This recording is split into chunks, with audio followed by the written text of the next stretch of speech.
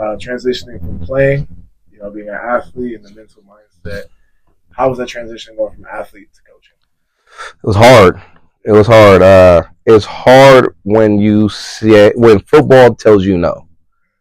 It's different when you can walk away from the sport on your own power, where you can walk away from it and say, I'm done with it. But if you don't have that mindset of like, I'm done, I want to keep playing, but football tells you you're done, it's hard, man. Like, I was done when I left Vegas. I came home, I didn't know what to do. What I ended up doing was hanging out with the friends, partying every weekend because I had just turned 21, battling a thing called sports depression, which is a real thing. And that was hard because I didn't know I was depressed. I just thought I was living life, hanging out, partying. But like I would realize as I got older, I was depressed because I had to answer questions. You running into guys outside, T-Downs, what you doing back, man? You're not in the league. Like, you was one of them ones. Like, what happened? Those questions, you had to learn how to answer them. Like, God got a plan for me, which became my answer because at the end of the day, God does have a plan for me. But, you're like, man, things don't work out, or, this happened. You make excuses. Now I'm drinking more and I'm battling the depression side of it, not knowing. And my uncle called me, my Uncle Eric, Brandon Thompson's dad. He's like, hey, man, you're the first one done. Like, I need help because he was the one that trained us. So I was the first one done out of my crew. There's about 8 of us. He called me to come help train, and that kind of scratched my itch. Like I love football. I grew up playing football. For me, it was like NFL or nothing. So I never had a plan B, which I teach now. Like, you need a plan B because at one of these days, football's going to tell you no, and you got to have something to fall into that's going to keep you out of that mindset of the sports depression and make yourself happy. So once I got into training, it was 2011. That scratched my itch, man. Like, it made me joyful again, being around the kids, being around the game, kind of giving them knowledge and watching them succeed, and going out to support them. And it's like, I'm still around it, but I'm just not playing. Now I'm a supporter, and that's what kind of helped me get over the mindset and the transition. Like I said, in the beginning it was rocky, but then once I got into training, it got real easy. I want to touch back on the mental phase of that, the post-athletic career depression that you talked about. Do you feel, because obviously a lot of athletes go through it, right? It's hard. The game will leave you, and if you don't realize it soon enough, that's where we get into that downhill spiral. Do you feel that the depression comes from a pressure of the support system or pressure within the athlete itself? I don't think it comes from the support system, because the support system is going to support you no matter, or they should support you no matter what. Should. And even if football says no, like, they should be able to support you. Like, hey, man, what you want to do? Because that's what I do now. Like, hey, man, what we going to do? Like, and I don't like to say plan B. It's what else you like to do. Because even right now, you play football, but you love doing this. So this is a phase in your life where, okay, if football's gone, I can continue to do this. Or because of this, I'm meeting people that's going to open my options and doing other things that I love. So back then, it's like, all I knew was football. I didn't have, if you ask me when I was the age of 7 to 21, I was going to the NFL. I didn't have no other fun. Like, fun was hanging out with family and friends, but I didn't know what else I was good at. I didn't know what else I liked. So that part was just hard because it was more self, because I put myself in this box where support could tell them, you're more than just a football player. I'm like, yeah, whatever. You're smart. You're charming, you're this, you're that. You could be whatever you want to be if you just put your mind to it. Well, I want to be a football player, and I'm putting my mind to it. And that's where I think we do more self-damage than the support system, because support's always going to support you. But if you're putting all your eggs in a basket of something, which is not a bad thing, because that's ultimately how you get to your goal. Sometimes you put so much into it, things should come out of it. Right. For me, like, I got a chance to play college football. That's what came out of it. For me, it's just the next level. It didn't work out, So I think to answer your question, a lot of it is self more than support, because support is going to always support you, but ultimately you got to make that decision. Do you think now with times changing, because I feel like for my generation, guys are starting to become more proactive with their, their other venues. How you say, what else makes you happy? What else makes you have fun? Do you think it's a change in generational culture? Because it seems that like now guys are more open. You see Micah Parsons in the league now, still having a podcast versus back then. The older group of players and athletes, they're not expanding outside of football. It was kind of the mentality of I'm only a football player. Do you think that was a cultural thing, a generational thing? How do you feel about that? Generational. Obviously, with the times of social media now, like, I think Ocho Cinco would have been able to abuse it a lot more than he does now when he was younger. And he probably would make way more money. But because of now you have this access of stuff to do outside of football, and it's a way to generate money. A lot of people are money driven. Like, okay, what can I do to make more money? Well, I don't really like doing certain things. I don't have to go work too hard. Well, I have a platform. I have 1 million followers. I can get money off of the people who follow me. So now it's like social media, TikTok, Instagram, all that stuff is a thing now where guys, because of the generation of growth in electronics and all that stuff, guys can make money. Now, on the flip side, I think guys put too much time into it where it takes away from the football side where it's like, because I'm making so much money over here and this is not hard, it's not making my body hurt, it's not making my brain hurt, they kind of pour a little bit more into this where, well, this was the main thing. The main thing is not becoming the main thing anymore. It's turning into like the main option that help that become the main thing, which is not a bad thing, but I think there's a teeter-totter and we're losing the love, passion so much for the game because guys are pouring more into the social media platform to make more money, which not a bad thing. Is at the end of the day is how you want to structure your life and what you want to do. But I think a lot of times, even now, football players, they do a lot of things for clicks. Like even high school kids, like I see high school kids like, hey, running track now. Like, is there a photographer? Yeah. A photographer? Yeah, come get pictures of me running track. Like, what's important? Like, is you running your 100 fast and being eligible to, be fast enough to go play football, but you're asking for photographers to come to the track meet? Like, that blows me. Like, growing up, people cared about track, but nobody cared enough to have a photographer there to watch you get in the blocks, go set, and then take pictures of you running. Like, that wasn't a thing, but now that's becoming more of a thing, so they have more content to post to make more money, which, again, money-driven is cool. Go make your money. But do you love football now, or do you like it? Do you love sports now, or do you just like it? Because I think people are just liking sports because of what comes with it, what helps grow the platform that they actually love more. So that's the flip side that I see, that people are starting to love this more than doing all the hard stuff. And now for you getting to the training realm, how do you stay consistent? Because obviously we're talking about the change in the cultural shift in generations, and now kids are prioritizing clicks, and that the love isn't all the way there. For you as a coach now, how do you navigate that both mentally and from a business perspective? One thing about being a trainer is you are the consistent. Right. Coaches move all the time. Yeah. One coach go there, one coach go there, blah blah blah. But this is my business. I'm not going nowhere. I want to continue to help mold and build student athletes. So we're consistent in what we do. We have to change with the times though, when it comes to coaching and training, because there are, we call the pros like, hey man, what are you guys teaching? What are you guys getting taught? We'll call the college dudes, hey, what is your coach, train? What does he teach? So we could gather more knowledge, so we could give more to the younger guys, because we know our way is not the best way. Yeah. So like, let's make you a better overall player and give you everything that we've learned. And you could pick what you like, but just know when you go to that school, you're gonna have to earn that rope to do what you like, because he teaches this. And if you don't do it that way, you're not going to play. But if you do it that way and you earn rope and you can kind of get away with doing what makes you comfortable, then you earn that, and that coach ain't going to bother you. But if you don't do it his way, you're not going to play. So like, we have to always evolve and learning certain techniques, certain lingo.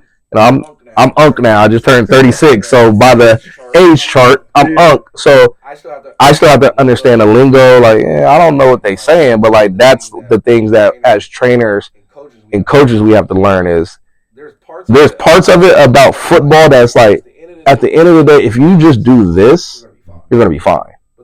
But there's other parts where like I have to be better to get my guys to do that. Like the dog mentality. We still drill that. Like condition, die. We're gonna go die. We're gonna run 10 gassers. Then we're gonna get into the position work because mentally now, if you could work while you're tired, now you're just better than that person. There's no skill drills like I'm in the deep end. I could swim for laps for hours. If he can't swim over here, I'm just better than him. So that's still a thing that you gotta preach to the kids. Like you have to just be mentally better than a lot of people too, because mentally being better is just breeding more confidence. Now when you're confident, you're not worried about the next guy. Now you're making more plays, but it's just all because you're mentally stronger and physically more in shape than everybody. So that's one thing that's never going to change. That will never change. The fourth quarter, if I could talk, mess in the first quarter and I could do it in the fourth quarter, I'm better than you. Point blank, period. Even though you might be bigger than me or your technique may be a little bit better than mine, but because I'm in the fourth quarter and I feel like I'm still in the first, and you're over there on your hand, your hands on your knees, hands on your head, you're tapping out. Oh yeah, I won this battle. I won this war because I'm still here standing and you're on the sideline because you can't breathe, or they subbed you out. Those are things that is still applied to this game that's started way back when that hasn't changed. Heart, effort, mentality, conditioning, those stuff never change. What changes is like, stances or, because we learned that this works better, we're going to do it this way. Well, one thing that doesn't change is what's in here and what's up here. So if you can have those mentality and that heart, other stuff you could work on, because then you just do that with all of this and that and you'll be fine. So that's kind of like to answer your question, that's more of what it is.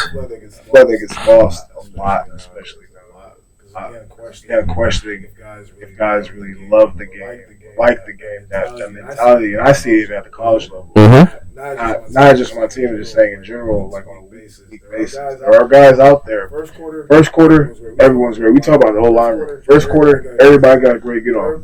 Third quarter, they get the little juice back, whatever. Fourth quarter, that's where we joke about. That's where we make our scholarships. Facts. That's where we make our transfer. That's a real deal. Yep. At 4-for-1, 7 minutes left. That's where you make your money. Mm-hmm. Obviously, the 2-minute drill, end of the game, but you gotta get up. You know what I mean? Yeah. Keep the momentum. Those are the moments that like we preach that are very similar. That has never changed since I've been playing.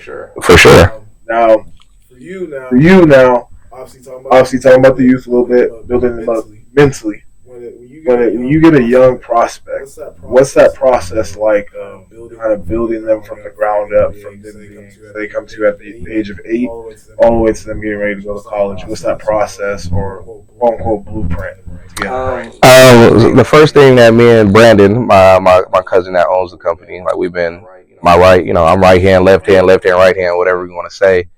We do 2 things to kids to kind of figure out where their minds are when they're young. We either talk mess to them, and they kind of smirk. Like when you say something slick or something greasy, like, oh, you think you really like that, and they kind of just look at you and smile.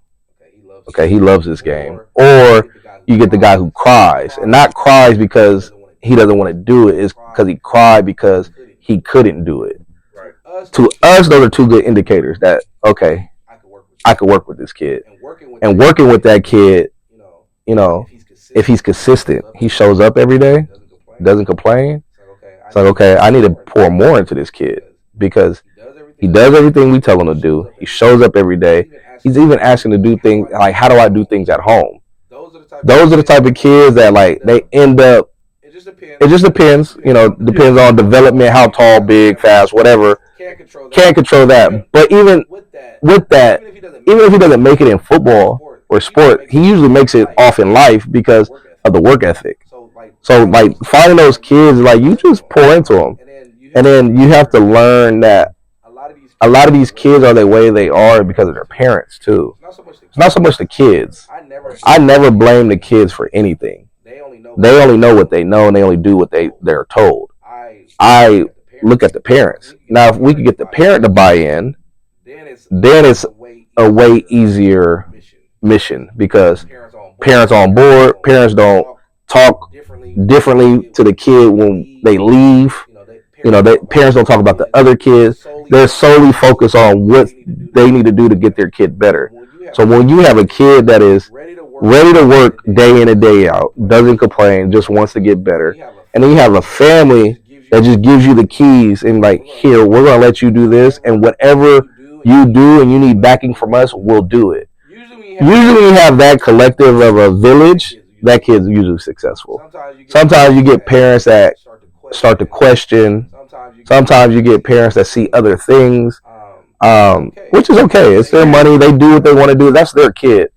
But I know for what we do, and the parents who just drop their kid off and like, yeah, they stay. Sometimes they leave, but they trust us enough to know that we're instilling everything they need for their kid, and they trust us. And then they hear us talk to their kid, and they talk to their kid the same way. Usually that kid goes a little bit further.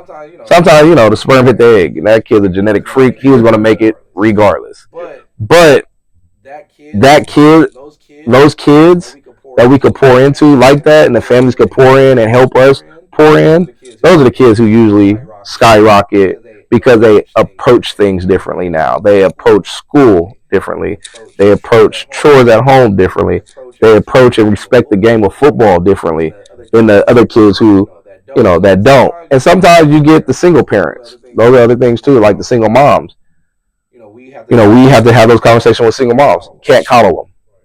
When stuff gets hard, don't coddle them. Like we become father figures in that we have like 120 kids. A lot of these kids don't have father figures.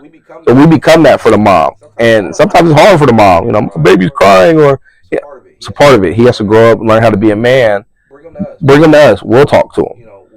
Where that's a thing. And then, you have dads who played the game in high school, maybe played the game at a higher level, and it's kind of like a tug of war. Like, okay, I know you played, so like you brought him to us for a reason. Like, let us do what we do.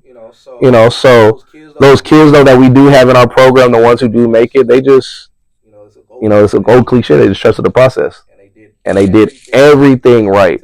We tell kids too, you got to do everything right. So when you get an opportunity to get a scholarship, you could take it and be great. Even if you do everything right and you don't get a scholarship, at least you put your best foot forward to have an opportunity to get one. And even if you got to go a different route, we'll figure it out. But we still got to do everything right because you don't know when the opportunity is coming. Like I went JUCO. Brandon went straight out of high school. Other guys went JUCO. Some guys didn't start playing football until they're 17. Like there's different journeys and paths to get there. It's just when you start, you have to do everything right without skipping steps. And it's hard now, especially because of social media. Everything's in your face. Like, I talk to parents all the time. Well, why is this kid getting? My son is. There's no science behind it. It's just he got the opportunity before your son. But like, it's hard to tell parents to stay off of social media because everybody lives on social media. So they just see it day in and day out, and they get frustrated. And it's like it's hard for me because it's like I tell you all the time, like you can't worry about that. Like it's your kid's journey is his journey, and you got to understand that when it comes, he just needs to be ready. But I don't know when it's coming. I'm helping, but he just got to be ready, and that's the hard part about the whole process too. But with the kids, man, it's fun because you get to see like he loves the game. You get dads like, I don't want to get him burnt out. Kids get burnt out when you force them to do something. If they're the ones who want to do it consistently, and if you gotta tell a kid to sit down, he loves it. The ones you gotta, man, get up, we gotta go to training. Oh, Dad, I'm so. And then our dad is forcing it. And I was like, yeah, he's probably gonna end up not playing football no more. And he's gonna be okay with it because it was so forced on him that he really didn't love it. He liked it because he was good at it. But the ones who love it, I gotta tell them to sit down. Hey man, like there's a thing called rest. Or you could do active rest. Got to teach them. Now we teach the kids younger active rest. Like that means don't do anything, but you could go stretch, roll out. Go ride your bike, go swimming. Like those are things you could do. It's still a workout, but like it's not as rigorous on your body with what we're doing. So obviously talking about the youth, building that the kid up now from 8 years old to eventually college prospect, eventually league. For you, going on your journey, right, and now to reflect and see you push that, next level and that new group of athletes, what's that moment of reflection like for you? Man, I have a lot of reflection, man, just because of the fact that I didn't have a me. Right. And there's some people who don't need anybody, but I didn't have anybody that. I had my older cousin Tyson. I said this before. My cousin Tyson played at Florin. He went to Hawaii out of high school. He hated Hawaii. Came back, went to ARC. Went to Baylor. Played 2 years at Baylor. Ended up transferring to Humboldt to finish his senior year. Like, that was my only tangible person I could touch that is doing it, but he was always gone. And it's not like it is now. The cell phones weren't popular. Like, I had a phone, he didn't, or he was in town for this amount of time. So, like, I got to work out with him maybe twice. And he kind of showed me, like, what it was like to be a college football player, damn near a pro. But I didn't have anyone to kind of give me the blueprint, So, like, I was figuring a lot of trial and error on my own. So I was like, dang, sometimes I'm like, I wish I had a me around, because unlike Brandon had his dad who was very motivated, but Brandon did everything on his own. And I tell kids this now, like, that's a difference probably why Brandon made it to the league and I didn't. Because the times I was in high school and I was the man and I wanted to go hang out, Brandon wanted to go work out. That makes a difference, So a lot of self-reflection was like, dang, if I could change one thing about what I did growing up, I think I should have dedicated a little bit more time to my craft, even though that's what I said I wanted to do and wanted to be. But I also thought I was doing enough, because none of my teammates at my school were better than me. I would win, in races, or I will lift more than my group, or I would do things more, and I did things outside of just practice. So to me, I was better than my group, but I wasn't better than my boys, because Brandon would do more. Yeah. So, I wish I had more me around. Like, even though they were my boys, they were doing, but they lived over there, they live over there, they live over there, where, we only trained on Sundays because of our schedules, and that was the only days, like, his dad had us a set schedule to come train. And we'll train for like 2 hours, though. We got a lot in, but throughout the week, it was like, I didn't really have nobody to hold me accountable. And I think for me, I need that. Like, I'm not the guy that's going to go to the gym and lift right now by myself. Like, I could do it with, as long as somebody's there and makes me, and like, calls me out my name, or say I'm soft, or you acting like a girl today. Like, I needed that growing up, and I thought I was doing enough, and I just didn't. So, like, knowing that, like, I skated by and still made it to where, and I wouldn't say skated, because I worked hard. Yeah. I just didn't overtime work hard. I wasn't the extra guy. I had to be around guys to do the extra. Then I'm cool with it, because it's like I'm with somebody. But like, at my high school, nobody wanted to do extra, and I did a little bit more. It just wasn't enough. So the reflection is like, dang, if I had a me around, or Coach Brandon around, or a Coach Marcus around, like these guys who actually care, who's done it, and pour into me, I think I probably would have went a little bit further. I probably would have been a starter at the collegiate level. Probably would have got probably would have did a pro day, or probably got an NFL combine invite. I don't know. But I just know, reflecting wise, like, dang, like, if I didn't skip certain steps, I probably would have been playing longer. But I also know that. So now, when I preach to the kids, I'm very transparent. I'm very vulnerable, because everybody's walk of life is different. So like, hey, man, Coach B did everything 100% of the time. He did it all. I was probably like 75, maybe 80 on my best days, So they learn. Like, I teach them because they can learn from me. Don't be me when it comes to stuff like this. Be him. And I'm not too prideful, but like, oh man, I was a man. I did that. Yeah. I didn't do that. I for sure didn't do that. Yeah, Coach B did it though. That's why. And I'll say jokingly, that's why he went to the league and I didn't. That's why he was a couple of Sports Illustrated and I wasn't. Like, Coach B did that. I didn't. I was a cool guy. Like, I wanted to kick it.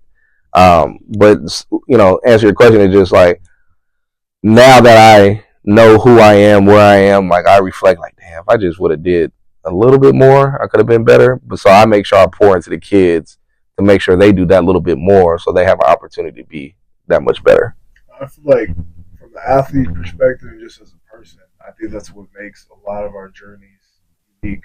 My mom touches on this a lot. She jokes about it, how she didn't have had me. She was probably going to be a fashion designer in New York, completely different lifestyle, but God had a different plan. Now she has me, 4 younger kids, and she has no regrets. Now for you, obviously we talked about the depression early on, post-career, and then now kind of reflecting on your training. Is training and coaching now your purpose, or is it your passion? So I think what my passion is, I think my purpose is this, to train. That's the purpose. I think my passion is being the mentor, being the guy that the kids could feel comfortable calling when they're going through something. I think that's what I'm passionate about. Like, I've been very social my whole life. I'm a social butterfly. I think my passion is connecting and helping.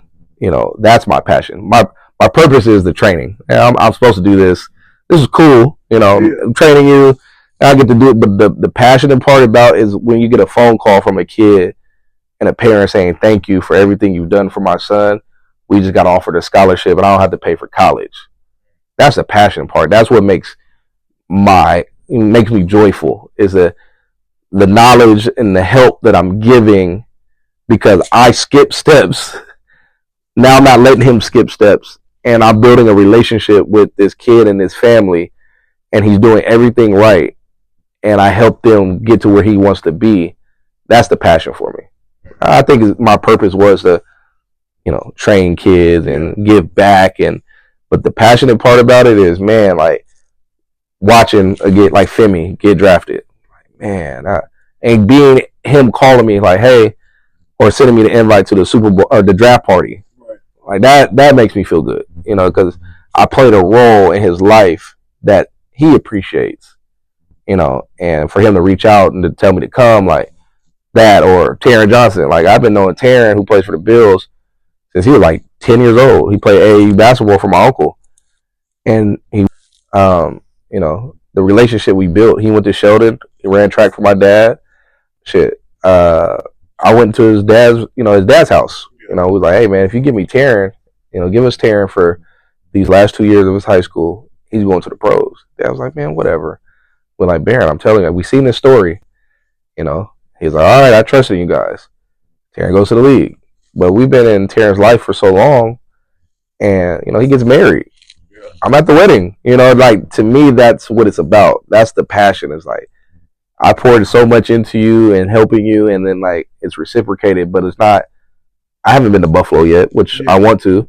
He doesn't fly me, but like the little things of, like, you're family, bro. Like, you helped me do this, this, and this. You're family. So that's the passionate side for me, for sure. It's not necessarily seeking a reward. It's just like the things that happen, and the blessings that happen that kind of make it not necessarily worth it, but kind of show like the gratitude. For sure. That makes those things special. For sure. I do want to pivot a little bit on a lighter note for not only you but as the business. What's the future got for DBSELECT? Oh man, it's keep the main thing. We still want to pour into the city. I'm from Sacramento, man, and that's what we care about, is the kids in the city. So we'll keep that the main thing, helping these kids be able to develop them, and whoever decides they want to come train with us is helping them get to the next level, helping them in whatever capacity, not just football. We have a wide web of guys who went to college who didn't go play pro, but they run businesses or they're doing stuff like this. Like, I might have another kid that wants to get into podcasting. Hey Z, I got an intern for you. So this is what it's about. That's what's next. We're still elevating. Trying to get into more of the NIL space, more of the pro space. Now, because we have a facility, we could do pro day combine training. Just trying to be a one-stop shop. That's the goal. From training to academics to NIL to pros, like to the whole get down. We want to be able to cover that, not just for football either, for all sports. For softball, for girls, flag football now, like we're diving into that, but we want to be the one-stop shop that you could come for all sports. Yeah, we specialize in football, but when it comes to training, it's a lot of it's still the mentality. Even in other sports, it's still a mental spot. So that's what's next is just continue to grow, maybe expand, do DB Select Vegas, DB Select Texas, where we have our guys who could preach what we preach and just further on pass on our knowledge to other kids who reach out from other states. Where are you guys located? We're in Sacramento. Oh man, I wish you guys were in Texas. Like, I'm sorry, but now we could probably give that to them because one of our kids we've helped. They go to school, they move to Texas, they want to train. Okay, well, we'll give you the platform. Now we can expand and help other kids. So that's pretty much what's next. Well, for you, last question. You take the title away, career, everything away. What makes you happy?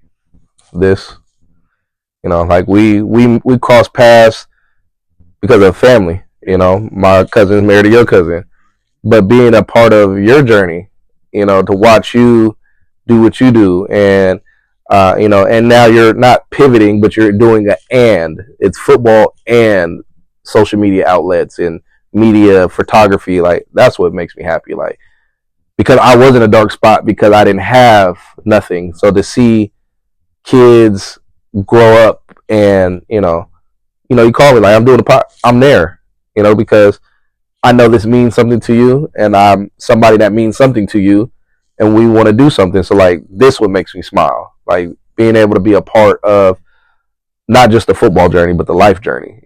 I'll take football away. Family, we're family. Like, we in-laws, but you my little cousin, bro. Like, whatever Z needs, bro, I'm there. Like, whatever your mom needs, I'm there because you're family. So, family makes me smile. Being able to go do things that are just peaceful. Like, I'm at the age now, it's like, I just want to be peaceful. Want to be happy. What makes me happy is helping kids, training kids, watching my family thrive, watching a kid that I've been a part of his life thrive. That brings me joy. That puts a smile on my face, and just being peaceful, man. Like, just relaxing. Going on, learning how to not. I have FOMO. Some people don't know, fear of missing out. So I'm always on my phone. I always want to make sure like my people are good. Where now it's like I'm learning how to make sure I'm good. And shout out to Eric. Like, he's exposed me to things that I didn't think I would be a part of. Like, I went to Bahamas for a week. It was a business trip. I'm training, but I got to enjoy the part that I'm in the Bahamas, I'm chilling. Like, it's just peaceful. So I think those are the two main things that put a smile on my face, is just seeing my peers, family, people that I'm involved with be happy. That brings me happiness. And then just being peaceful, man. Like, going home, just being able to kick my feet up and relax and not have no stress. I try not to have bad days. I never really have bad days because I always try to find something good about that day, just to keep me happy. There's so much stuff going on in this world and people dwell so much on stuff. And it's like, I even tell my dad, like, he's getting remarried. He was like, what do you think? I'm like, Pop, as long as you happy, man. That's all I care about. I don't care. Like, yeah, she's a great person. Like, I met her. She's cool, amazing. As long as you're happy, that's all I care about. Same thing with my mom. She moved to Vegas. What do you think? I don't care what I think. If you're happy, go be happy. Something's holding you back and you can't be happy because it's holding you back. You got to let it go. At the end of the day, like, if we're happy within ourselves about who we are and the decisions we're making, we're comfortable and we're good, and nobody could, take our light from that, do it. Because that's all that really matters is yourself. So if I'm happy and the people around me are happy, I'm good. I did my part, So those are the main things that, put a smile on my face for sure. Yeah. Love you, man. This is tight. Hey, we're going to wrap up the episode there. This is OnTheLine Podcast. Season 4 for y'all. Yes, sir. Thank y'all for tuning in.